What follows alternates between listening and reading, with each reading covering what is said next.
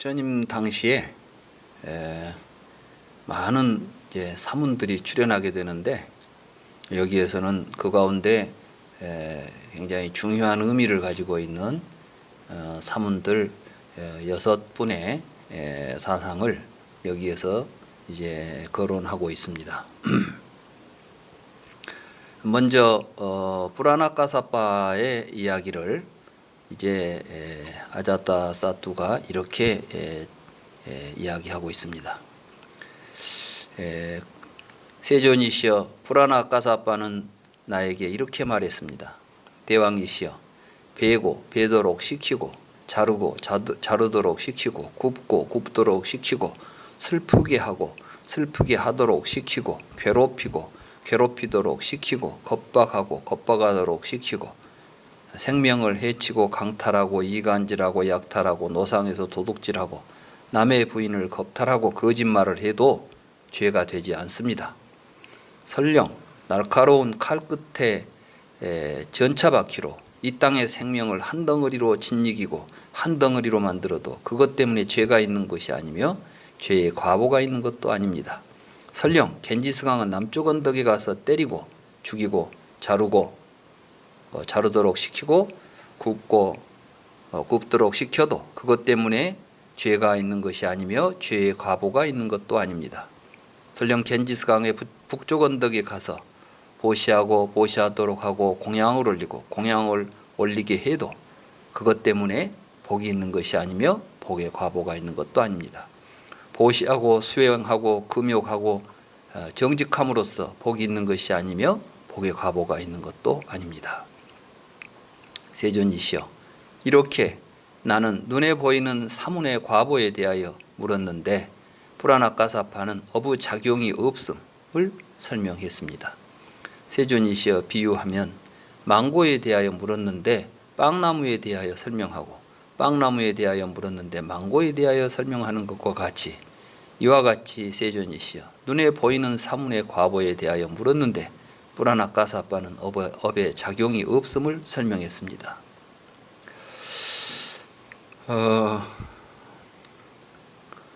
이 뿌라나까사빠는 지금 뭘 여기서 부정하냐 하면 그 당시 인도에는 업이 작용한다고 생각하는 업보 사상이 있었죠.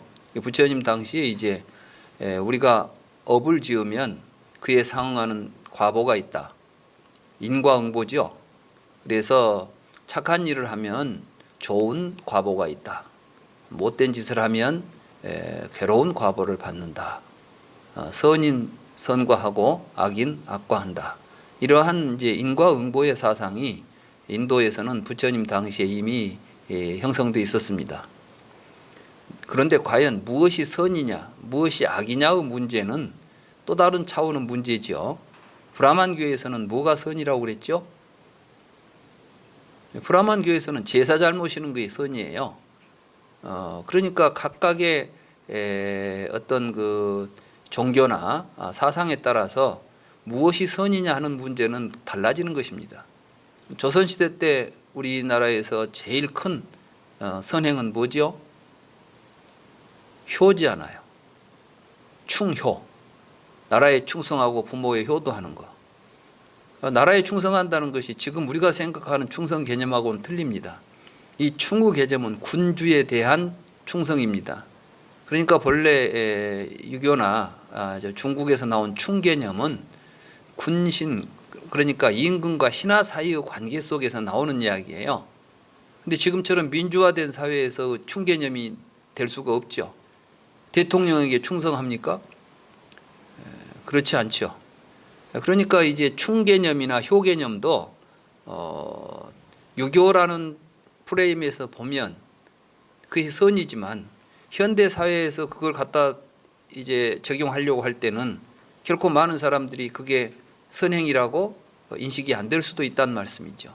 이런 식으로 해서 이제 선이 무엇인가, 사실 우리가 불교를 공부할 때 다른 측면이 이제 강조되는 경우가 있습니다. 다시 말해서 뭐 신통한 힘, 초월적인 어떤 능력 이런 것들을 우리가 공부하면 타심통이 되고 뭐 천안통이 되고 뭐 이런 이야기들을 하는데 정작 부처님께서 나는 좋은 삶, 무엇이 진짜 우리의 삶에 유익한 삶인지, 착한 것이 무엇인지를 찾아서 출가했노라, 이렇게 경에 말씀을 하고 계셔요. 이제 마지막 니까에 보면 당신이 출가해서 수행하게 된 이야기를 쭉 하시면서 나는 세상에 착한 것이 무엇인지 착한 것을 찾아서 출가했노라. 그리고 불교에서도 과거, 현재, 미래의 모든 과거 칠불들이 통계가 있죠. 칠불 통계. 중행, 중선 봉행하고 막작 악행하라. 그러니까 악행을 하지 말고 여러 가지 착한 일을 행하라. 뭐가 착한 일입니까? 착한 일을 모르고 착한 일을 행할 수는 없죠. 브라만교에서는 브라만 신에게 제사 지내는 게 착한 일이라고 했는데 불교에서도 그걸 착한 일이라고 할까요? 그렇지는 않습니다. 그러나 인과 자체를 부정하는 것은 굉장히 큰 문제가 있죠. 이제 이 뿌라나까사빠는 무엇이 선이냐 악이냐를 가지고 서로 다른 견해를 이야기하는 게 아니라 이 세상에 뭐 좋은 일도 나쁜 일도 선악이 없다는 거예요. 그럼 뭐예요? 이 세상은 아무런 도덕적 제약을 할 수 있는 근거가 없다는 겁니다. 그러니까 윤리 자체를 부정해버리죠. 그럼 이게 참 못된 사상인데 이게 과연 뿌라나까사빠가 살았던 부처님 당시에 나타났던 어떤 일시적인 현상일까요? 우리 현대에는 그런 사상이 없을까요? 과연 우리는 내가 착한 일을 하면 반드시 나에게 착한 보상이 올 것이다라고 믿고 생활합니까? 아니죠. 대부분 보면 법에 그걸 어긋나 그렇게 행동하면 법의 제약을 받으니까 그 법적인 제약을 피하기 위해서 하는 것이지 본래 우리의 자연적인 삶 속에 우리가 어떤 행동이 이것은 착한 일이고 그 착한 일 우리에게 반드시 좋은 결과를 가져다 주는 인과적 관계가 있다는 생각을 확신하고 있는 사람은 많지 않을 것입니다. 특히 오늘날과 같이 자본주의 사회, 이 자본주의 사회에서 일 열심히 하고 착한 일 하면 돈이 많이 벌린다고 믿습니까? 그렇지 않죠. 우연히 복권 하나 사가지고 큰 돈을 벌기도 하고 재수 없으면 어쩌다가 주식 투자했는데 쫄딱 망하기도 하고 뭐 별 생각도 없이 주식 하나 사놓은 게 뒤에 가서 큰 부자가 되기도 하는 걸 보면서 우리들은 야, 이 세상에는 인과가 있다 이렇게 보기보다는 이 세상은 참 우연이구나, 복걸 복이다, 뭐 이런 식의 생각을 하게 된단 말이죠.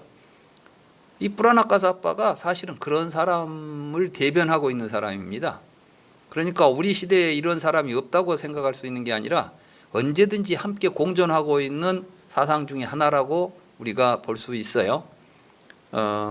그러니까 요즘 우리 주변에 보십시오. 얼마나 잔인무도한 사건들이 많이 벌어집니까? 그러한 사건들이 만약에 내가 이런 행동을 하게 되면 그에 상응하는 어떤 대가가 나한테 반드시 올 것이라고 한다면 감히 행할 수 없는 일들이죠. 그런데 우리 주변에 보면은 잔인무도한, 말하자면 보지만 않으면 된다고 생각하고 몰래 행하면 끝이라고 생각하는 사람들. 그러나 이제 부처님이 말씀하신 업보는 감춘다고 해서 감추어지는 것이 아니라는 것입니다. 근데 과연 그게 이제 왜 그렇게 되는가 하는 것을 우리는 불교 교리를 통해서 확인할 수가 있습니다. 그 이야기는 이제 다음에 우리가 공부를 해 가면서 천천히 생각해 보기로 하고,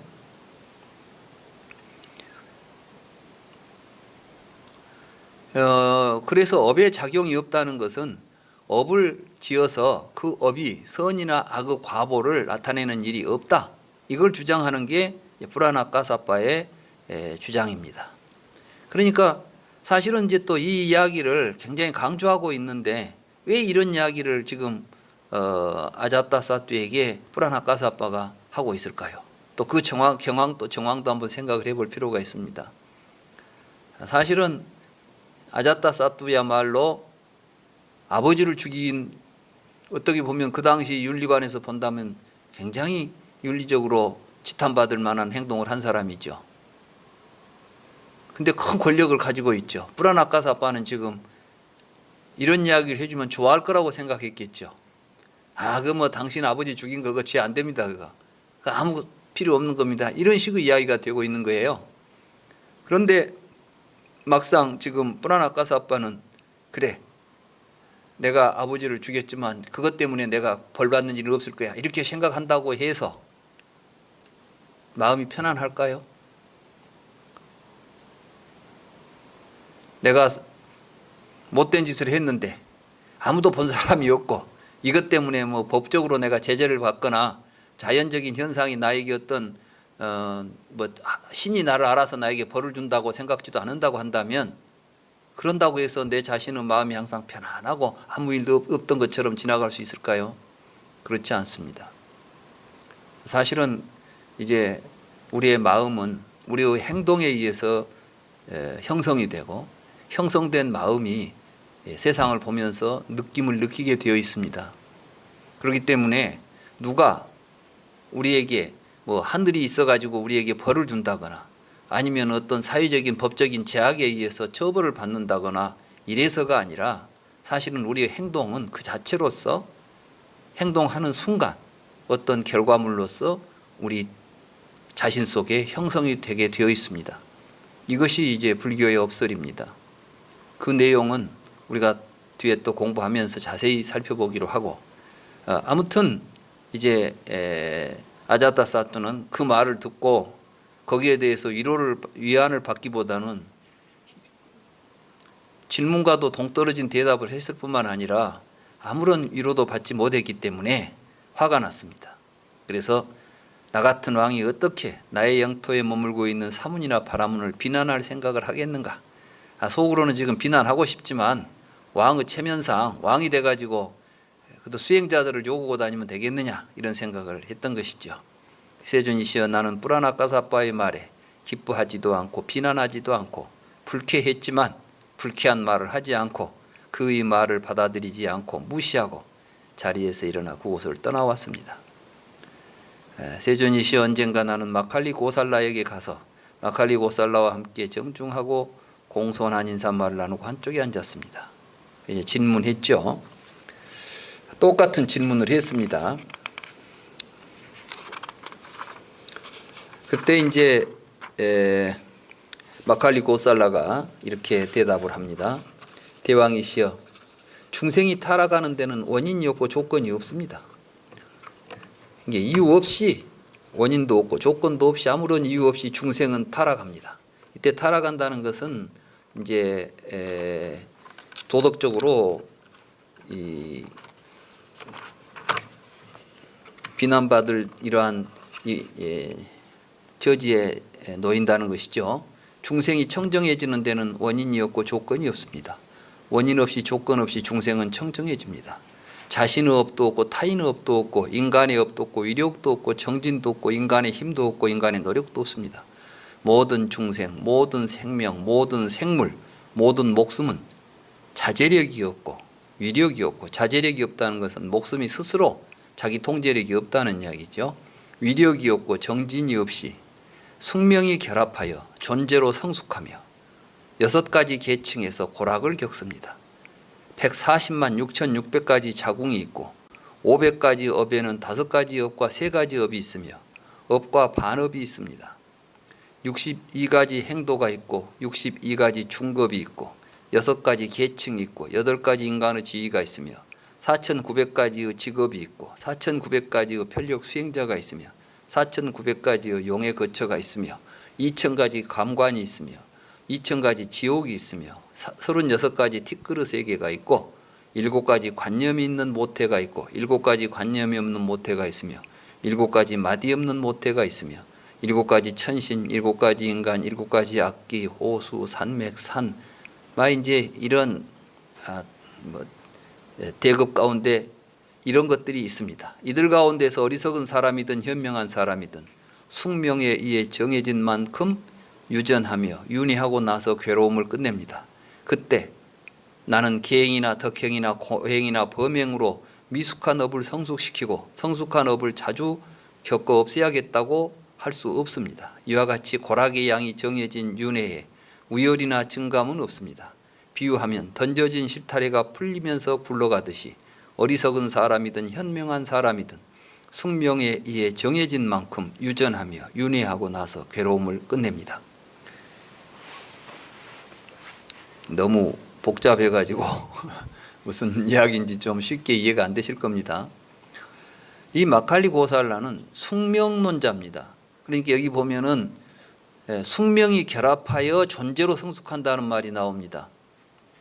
이게 이제 이 마칼리 고살라의 가장 그 핵심적인 교리인데, 제가 그 주 20일에 니아띠를 제가 숙명이라고 번역을 했는데, 그 니아띠는 확정되고 결정된 법칙이나 운명을 의미합니다.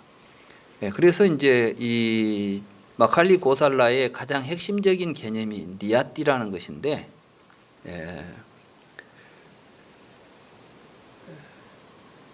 우리는 이미 태어날 때 그 니아띠에 의해서 숙명에 의해서 결정되어 있어요. 미래가. 그러니까 미래에 내가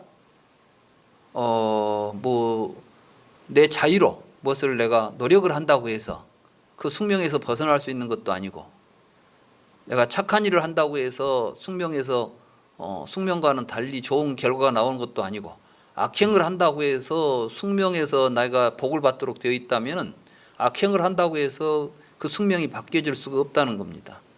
그러니까 이것은 철저하게 결정론이고 필연론입니다. 그러면 이제 왜 이런 주장이 나오게 될까요? 앞에 말했던 뿌라나카사파는 어떤 사람이었습니까? 우연이죠. 착한 일을 한다고 해서 뭐가 되고 악한 일을 한다고 해서 뭐가 안 되는 거예요. 그냥 뭐 어쩌다 보면은 잘 살게도 되고 어쩌다 못 살게도 되고, 뭐 노력의 여하에 관계없이 업에 의해서 결정되는 게 아니라 이 세상은 아무도 알 수 없다, 그냥 우연한 것, 우연론자죠.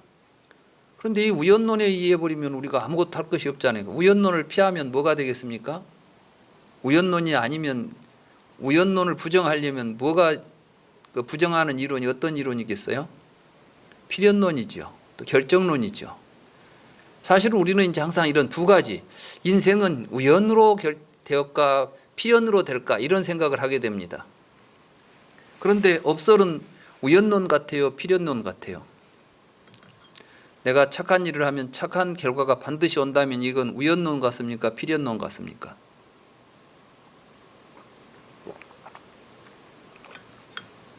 필연론 같죠? 그런데 우연론을 피해서 필연론을 선택하면 필연론도 우연론하고 같은 결론을 갖게 돼요. 자, 필연론, 우연론은 내가 임의로 내 생각대로 내가 착한 일을 해야 되겠다, 악한 일을 해야 되겠다 결정을 해서 할 수 있는 힘이 있습니까, 없습니까? 우연론에는. 그럼 필연론에는 우연론과 필연론은 서로 상반된 모순된 이론인 것 같지만 결론은 똑같습니다.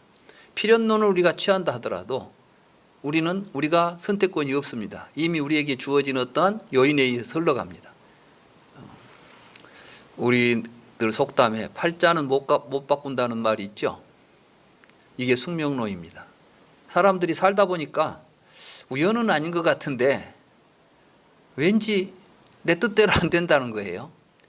그러니까 이게 내가 뭔가 내 뜻대로 안 되는 걸 보니까 내 어떤 숙명이 어떤 필연적으로 그렇게 될 수밖에 있는데 운명이 그렇게 되어 있나 보다라고 우리는 생각하게 됩니다. 그래서 이제 점장이도 찾아가죠. 점장이를 찾아가서 내 미래를 점쳐보고 싶죠. 사주팔자를 들이대면 팔자가 이래서 당신은 이렇게 될 거다라는 이야기도 합니다.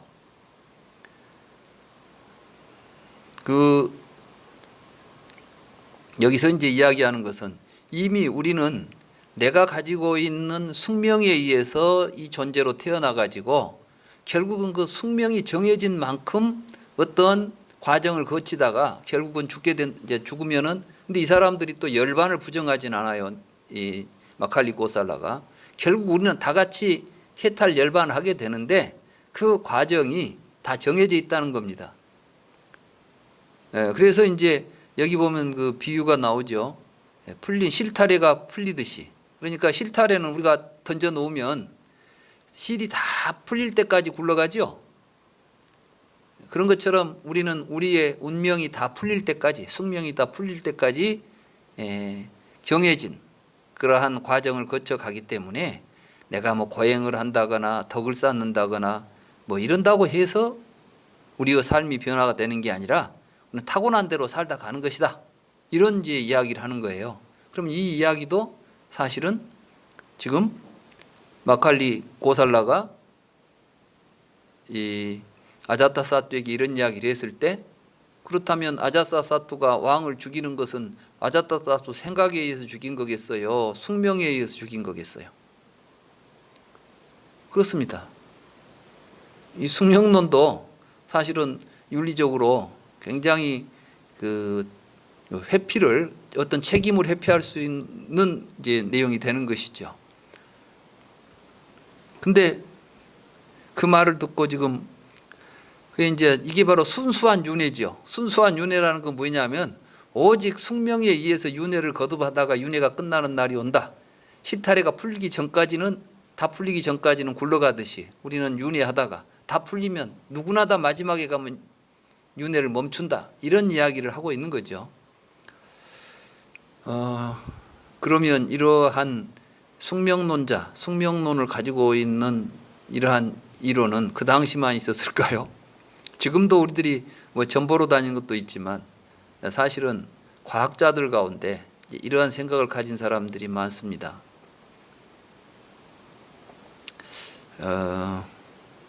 아마 그 스티븐 호킹? 스티븐 호킹이라고 들어보셨죠? 그분이 쓴 책이 여러 권 있는데 제가 이제 몇 권 읽어봤어요.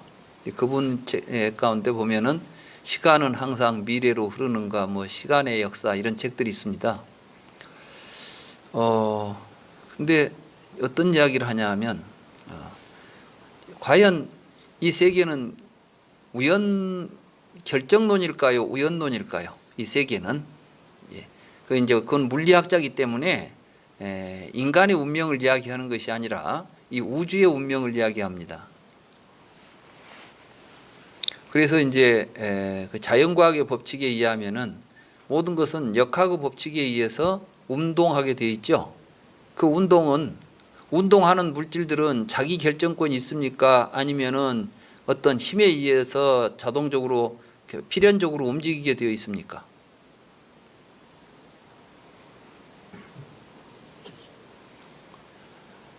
제가 이 죽비를 놓으면 이 죽비가 어떻게 될까요? 떠 있을까요? 떨어질까요?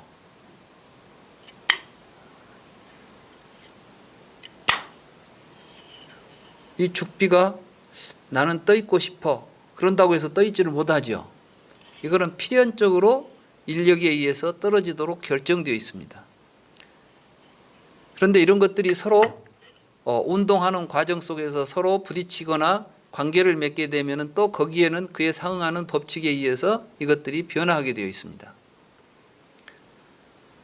근데 요즘은 이제 빅뱅 이론이라고 우주가 처음 형성될 때 에너지가 폭발을 일으킵니다. 폭발을 일으키면 물질이 만들어지고 그 물질들이 서로 충돌을 하면서 움직이게 됩니다.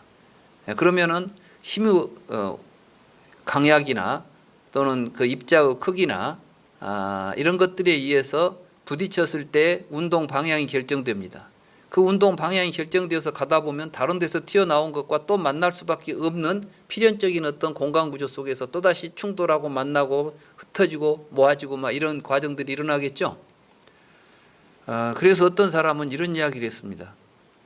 이 우주에 있는 모든 존재들이 좌표 속에, 시간과 공간이라는 좌표 속에 어느 위치에서 어떻게 운동하고 있는지를 알 수만 있다면 우리는 우주의 미래를 정확하게 예측할 수 있다.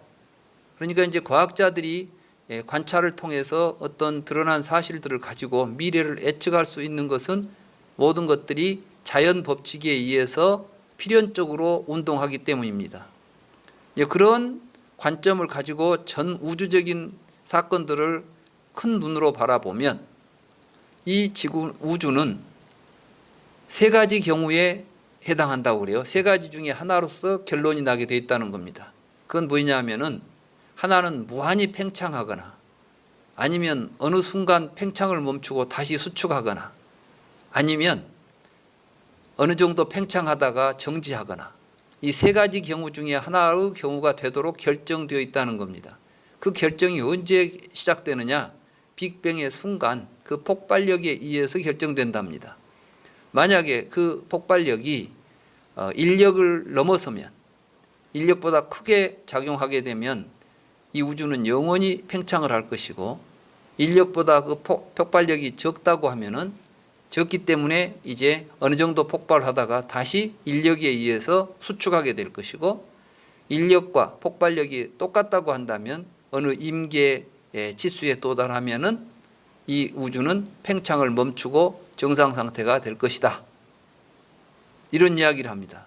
그러면서 그 안에 변화하는 모든 것들은 사실 빅뱅의 순간에 이미 결정되어 있다. 그러니까 이 나무가 이 죽비가 지금 아래로 떨어지는 것도 사실은 빅뱅의 순간에 결정되어 있다고 말할 수 있다는 거예요. 근데 문제가 이제 발생합니다. 어떤 문제가 발생하냐 하면 지금 이 죽비는 죽비가 저절로 위로 올라왔다 떨어졌습니까? 내가 이것을 내 의도로 올렸다가 떨쳤습니까? 근데 여기에 이제 그 물리법칙에 어긋나서 나는 지금 여기에서 옆으로 갈 것 같아요? 앞으로 갈 것 같아요? 뒤로 갈 것 같아요? 결정되어 있지 않죠? 내 몸은 내가 움직인다는 거예요. 그렇게 되면은 이상하게 이제 아까 필연적인 것들이 관계가 이제 깨져버리는 거죠. 그런데 만약에 내가 의도하는 이러한 여러 가지 의식적인 현상들이 물질적이고 화학적인 반응이라고 한다면 또 문제가 달라집니다. 그게 뭐냐면 이제 내 몸 안에 있는 여러 물질들이 서로 법칙에 의해서 움직이는 과정 속에서 의식이 형성되고 그 의식에 의해서 움직인다고 한다면은 내가 지금 이야기하는 것도 이미 빅뱅의 순간에 결정돼 가지고 이런 물질들이 이렇게 어떤 구조물을 형성하면 그 속에서 이러한 화학 반응을 일으키고 이러한 화학 반응의 결과로 해서 이런 말이 나오고 이런 행동이 나오고 한다고까지 할 수 있다고 한다면은 모든 게 결정론이 되어버리는 것이죠. 요즘 과학을 공부하시는 분들이 우리가 이제 과학 시대에 살다 보니까 모든 걸 과학적으로 생각하자 하다 보니까 이 과학이 가지고 있는 법칙 속에다가 우리의 의식까지도 우리의 생각까지도 마음까지도 전부 같이 집어넣어서 해결하려고 하죠. 쉽게 말해서 뭐 기분을 좋게 하는 것은 어떤 물질이랄지 뭐 이런 식으로 이제 하게 되면은 결국 우리의 모든 의식 같은 것도 물질로 다 통제할 수 있다고 보게 된다는 말씀이죠. 이렇게 이걸 극단적으로 밀고 나가면 결국은 마칼리 고살라처럼 필연론이나 결정론에 빠지는 것이고 만약에 그렇지 않다고 한다면 과학 법칙은 절대적인 법칙이 안 된다는 이야기밖에 안 되는 거예요. 그러니까 이제 이 스티븐 호킹의 책에 보니까 결론이 어떻게 되어 있냐면 나는 과학자로서 결정론자다라는 이야기를 합니다. 그럼에도 불구하고 생명체가 있기 때문에 꼭 결정론을 자기가 확신할 수는 없다는 거예요. 그러니까 자기가 알고 있는 지식의 한계에서는 결정론을 벗어날 수는 없음에도 불구하고 이제는 자유의지가 어떻게 인정될 수 있는 것인가. 다시 말해서 이런 물리적인 여러 가지 구성 속에서 형성되어 있는 인간의 육체 속에 자유의지라고 하는 영역이 과연 어떻게 가능할 것인가. 우리의 마음의 영역을 어떻게 다룰 것인가 하는 문제에 대해서는 자기는 잘 모르겠다는 이야기죠. 솔직한 이야기지만은 자기는 물리학자로서 결정론자를 필연론이라고 생각하고 있다는 것입니다. 결정론자이고. 그러니까 이제 이러한 생각에 깊이 사로잡혀서 자연과학에만 몰두한 이제 이런 분들은 모든 걸 이렇게 필연적인 어떤 인과관계로만 보고 수학적인 관계 속에서 굉장히 기계적인 판단을 하게 됩니다. 마칼리 고살라도 결국은 우연론을 피하기 위해서 결정론을 선택하고 결정론을 선택하다 보니까 필연론이 되고 결국 필연론은 또 무엇을 이야기하죠? 우리들의 도덕적인 책임을 우리들은 질 수가 없다. 모든 건 결정되어 있으니까. 운명이, 내가 사람을 죽였어도 운명이 죽인 거이지 내가 죽인 게 아니죠. 이렇게 된다면 이걸 보고 이제 마칼리 고살라는 순수한 윤회, 오직 윤회만 있을 뿐, 마지막에 가서 해탈은 이제 나타나고, 이런 이야기들을 통해서 이제 마칼리 고살라가 아자타 사투에게, 아자타 사투는 또 이 말을 듣고도 결국은 만족하지 못합니다. 그래서 이제 아지타 깨사칸발린을 찾아갑니다.